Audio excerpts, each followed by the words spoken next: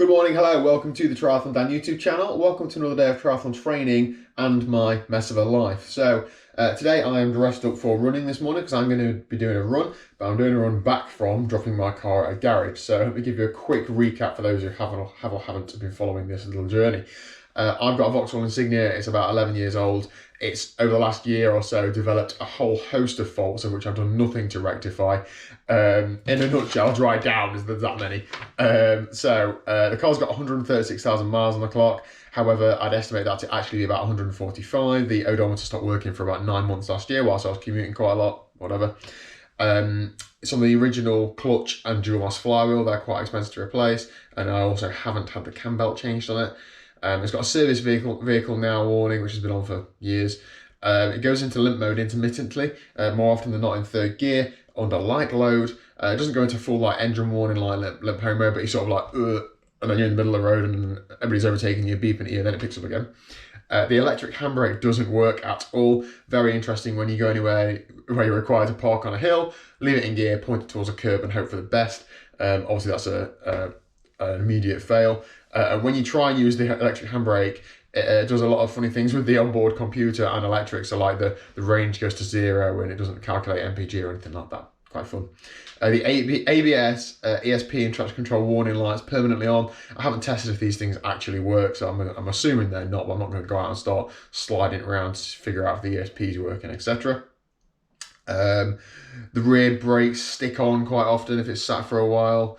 Even if the handbrake's not on, when you pull off, it's like a click, and like it's undone. So a lot of things there might be related, but essentially I'm just trying to weigh up between the value of the car, which I put at about £1,500-ish. How much you're going to spend on maintaining it. It's not worth spending £1,000 or so, is it? I'm better putting that £1,000 towards another car, coupled with the fact that I'm working from home at the minute and I'm not due to be in the office until June or July, so at the earliest. So I don't really need a car at the minute. So I'm begrudged to spend a lot of money getting a car through an MOT when I'm not going to be using it. So I initially planned to not take it to a garage at all, put the money that I would have put towards diagnosing, etc., towards another car. However, it has been playing on my mind that I'm not entirely sure exactly how much it's going to cost to get through. Because if somebody if they come back to me and say, for 500 quid we'll get through MOT, I'll be like, okay, yeah, that's a lot less hassle for me than actually trying to find a new car and stuff. Yeah, let's go for it. And if I hadn't tried that, I might have like second guessed my decision. So I'm going to take it to a local garage who came highly recommended this morning. They're going to have a quick look at it. They might have to put it through an MOT to see exactly what it fails on, but there's certainly a couple of things in there that need sorting before it goes through. So if those things are big money, then it will be a no. So yeah, there we go. This isn't a poverty plea. Don't worry about me. I'm absolutely fine. I'm just trying to weigh up what the best, sensible thing financially to do is, because generally in my life, I don't do financially sensible things. But there you go. Anyway, whilst I've been doing this, I've been making my breakfast. During take 1, I was making it. I'm unfortunately on take 2, so I've already made it, but I'll have that when I get back. Dropping the car off, it's about 6 miles away, I think. So judging by my sense of direction, I'll probably have run about 10 miles by the time I get back. I hope that doesn't actually happen. Anyway, so it's like a morning fasted run, get back, have breakfast, crack a day at work. I haven't got to run at lunchtime, so I've done it in the morning. Then I think I'm doing a steady ride tonight, but I'll play that one by ear because it's a bonus session. See you later. Well, it started anyway. Let's get there. This car's been through so much, I'm making it emotional. It's been in a ditch, it's towed trees out the ground, moved house several times, been to loads of events. Let's hope she can pull through. I knew this would happen. I put my trust fully in Google Maps pedestrian mode.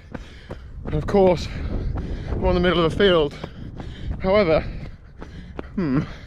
it's just following the line, sort of. Oh, who knows? On the road it was 7 miles and there were quite a few roads without pavements. This one, so it's 5.8, so that sounds to me like a 1.2 mile saving. However, my new trainers are going to be muddy. Hope I'm not going through there. Of course, absolutely classic. I'm not crying, you're crying. Just got to go through there, through that gate. I don't think so. What's that, about a metre deep? Let's try and get over there somewhere. Oh, why does it always happen? Is it a field? Is it somebody's garden? Who knows?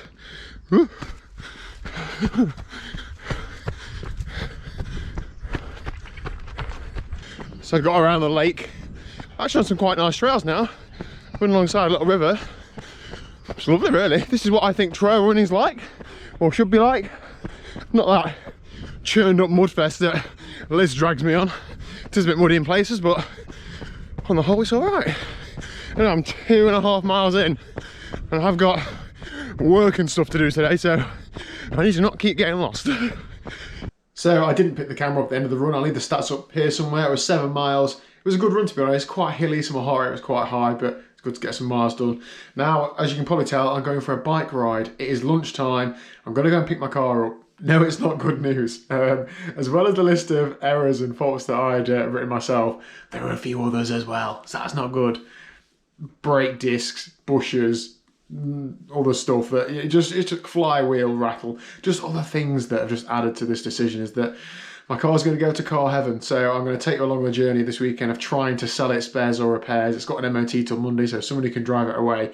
But for people who've done this sort of stuff in the past, I'm going to have to deal with the absolute buffoons of Facebook. But I'm going to try and get a bit of money back for it, because every little helps, doesn't it? So I'm going to go and collect my car now. It should only be a 15-20 minute ride to go and get it back, then get back here, then crack on the rest of the day. Then I might not ride tonight. Now I've done this little ride at lunchtime. Maybe a 20-minute spin's enough, but I'll see. See you later.